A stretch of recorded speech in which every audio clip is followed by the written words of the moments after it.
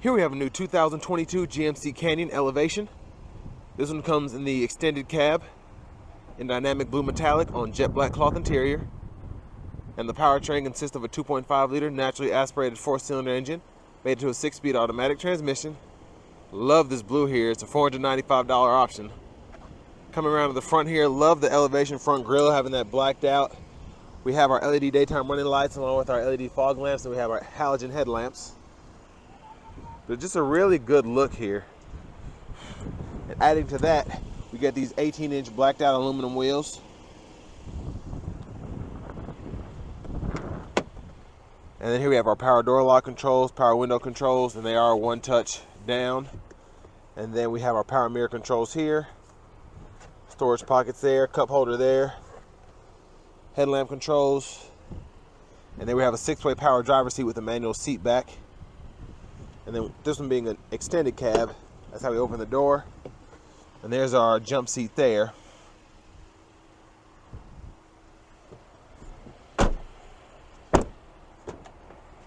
There's our fuel filler. And coming around to the back end here, love the tail lights. They're not LED, but I do just like how the overall design looks on them. Look really sleek, kind of aftermarket. We have our easy down tailgate there. But with this one being an Elevation, not a lot of options, but still done pretty well. We do have a seat back pocket on the right side, and then we have cup holders here, and then 2 USB ports, a 12 volt, and a little storage pocket there. So even for the back seat, you get a few amenities. And there's our front passenger seat, which is going to be manual, and that's a 4-way. And there's our glove compartment owner's manuals. But taking a look at the window sticker here, all of your standard options. And then we just have the option of the dynamic blue metallic. Get you a sticker price of $34,490. And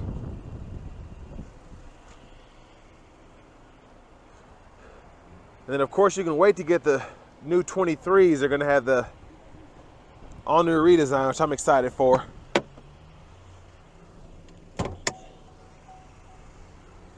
We'll have to see about that 2-liter turbo though, or the 2.5-liter turbo. But until then, we still have the 2.5-liter 4-cylinder and then the 3.6-liter V6.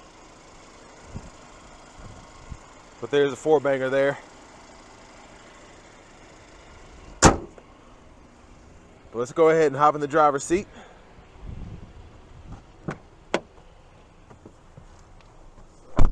So I do like that we get a leather wrap steering wheel here.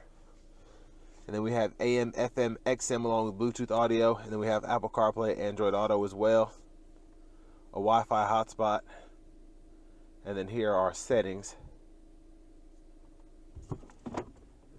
There's the backup camera with guidelines that turns you turn the steering wheel. Then you can cut those off just by hitting there if they get in your way. And we have buttons and knobs here for the radio. And then we do have single zone automatic climate controls here. We can set the auto mode there, fan speed here, temperature here, and then ventilation direction here. Then down here, traction control hazards, then our bed light. 12 volt there, 2 USB ports and an aux input, and you can run the USBs for your Apple CarPlay or Android Auto. And then to shift the 6-speed, hit the lever, reverse, neutral, drive, and then in low gear you can manually shift here and it'll show you what gear you're in at the bottom right of that digital part of the gauge cluster. Cup holders, little pocket storage there, and then a small center console cubby space there.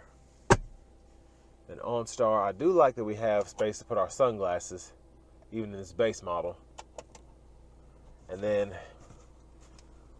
we also have the sunshade here. We can slide back and forth. And we even get vanity mirror lights, so interesting. Left side of the steering wheel, cruise controls. Right side, voice recognition, mute, and we use these 4 arrows and this check mark to go through that digital part of the gauge cluster. And then blinkers here, flash or put the high beams on, flash the high beams there. Then over here, windshield wipers. One time, intermittent low, high, and then off. Then we can adjust the intermittent here and just pull up for the windshield wiper fluid.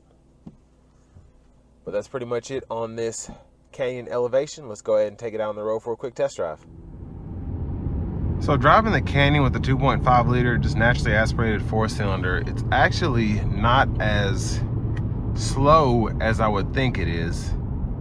Acceleration is decent with this engine, and especially having less shift points in the 6-speed, I feel like I'm able to get more out of it.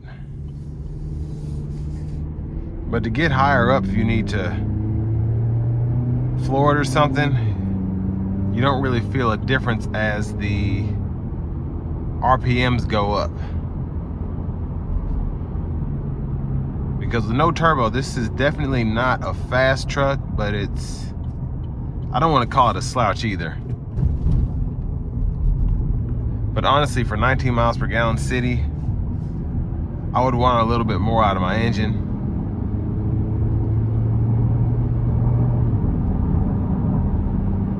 But like I said, surprisingly, it's not as sluggish as you would think.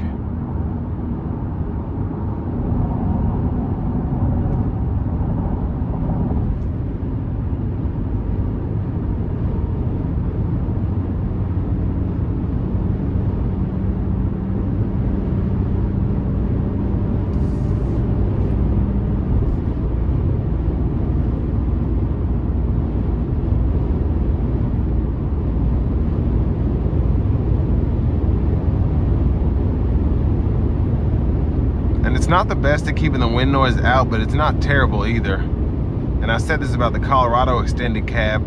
Not having the full-size doors, definitely you can hear the wind a bit more, but still not terrible. It's not like riding a Jeep or something. It's just not great. But the overall driving feel I really like of this truck. It drives like a pickup truck Traverse. Just in terms of just how it handles, how the steering feels, brake pedal feel, all of that. Really, really like it. So like I said, I really like how this drives more like a Traverse than it does, let's say, a Sierra. Just really easy to maneuver. I'm not constantly looking out of the side mirrors to make sure I'm not about to hit a curb or something. It just drives really well.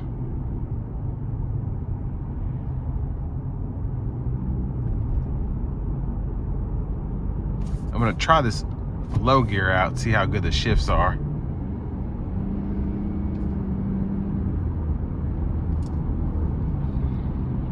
They're actually pretty good.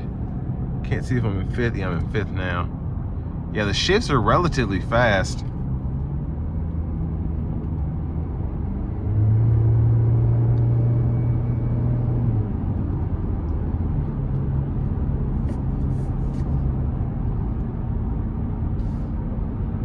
But all in all, for this kind of a price point, you might just want to go ahead and get the Frontier or the Tacoma. I don't know what those are running now, but 35 is just a little bit steep for this, in my opinion. Now, the exterior aesthetics are really, really nice. I will give you that. The Canyon is probably one of the better looking small to mid-sized trucks on the market. But just for 35 grand, it lacks compared to the competition. But I will say, once the 23s come out, I'm looking very forward to those. I saw them at the auto show last week or week before, and they just did a fantastic job with that truck. Everything just looks really, really modern compared to this Canyon here. Which, don't get me wrong, decent truck. It definitely runs good, especially with the V6. A lot of people are wishing that they didn't take that away with the new Canyons and Colorados, but I feel like they'll be more fun to drive, especially for people like me who just like turbos. And if you're still going to be doing your light hauling and light towing with a truck like this, Turbo might work better for you. But this will bring me to the end of my review of the new 2022 GMC Canyon Extended Cab Elevation.